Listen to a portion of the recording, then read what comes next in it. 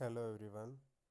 So friends, जैसा कि आप लोग को पता चल ही गया होगा कि आरआरबी प्रीलिम्स का स्कोर कार्ड आ चुका है और आप लोगों ने अपना स्कोर कार्ड देख लिया होगा। तो आप कमेंट सेक्शन में अपना स्टेट, डेट, शिफ्ट और मार्क्स अपना शेयर करेंगे। मैंने यहाँ अपना स्कोर कार्ड शेयर किया हुआ है, तो आप देख सकते हैं। मैंने 45 अटेम्प्ट करा था और मेरे मार्क्स 43 आए हुए हैं। 24.75 रीजनिंग में और 18.25 क्वांट में। और रीजनिंग में मैंने 27 अटेम्प्ट करा था और क्वांट में 18। तो रीजनिंग में शायद मेरे 2 या 3 क्वेश्चन गलत हो गए हैं और क्वांट में 0.25 नॉर्मलाइजेशन हुआ है। ओवरऑल 43 है। खैर, प्रीलिम्स तो नहीं ही निकला, तो डिमोटिवेट बिल्कुल नहीं होना है। अपने इस फेलियर से काफ़ी कुछ हमें सीखना है और आपको भी सीखना है कि हमें एग्ज़ामिनेशन के परफॉर्मेंस में कहाँ कमी रह गई। इस चीज़ को पहचानना है और उन कमियों को आने वाले जो एग्ज़ामिनेशन लाइंड अप हैं उनमें इन गलतियों को बिल्कुल भी नहीं दोहराना है। आप निराश बिल्कुल ना हो अगर आपके प्रीलिम्स नहीं निकले हैं।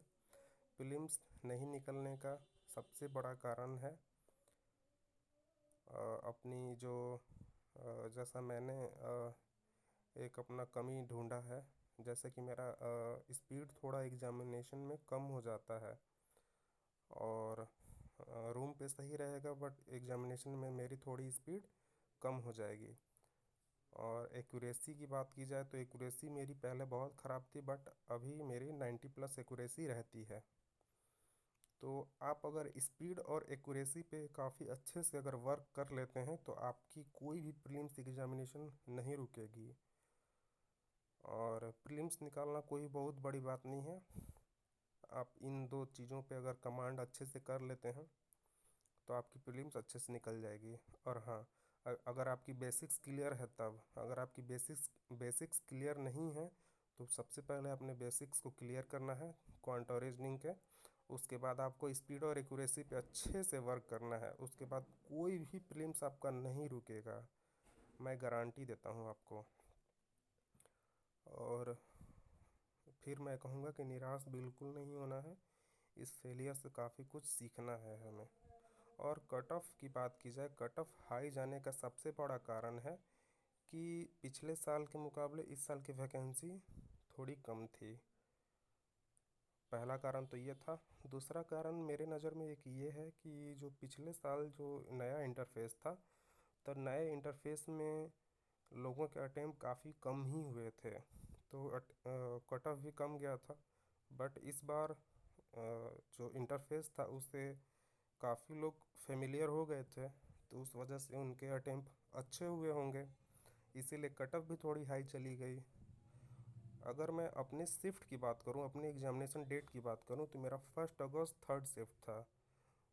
तो उस शिफ्ट में अगर बात की जाए तो जो पेपर का लेवल था मॉडरेट टू हाई लेवल था, क्वांट वाला सेक्शन।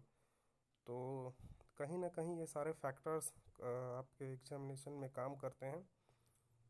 सो ओवरऑल देखा जाए तो इन सभी चीज़ों पे हमें उतना ध्यान नहीं देना चाहिए।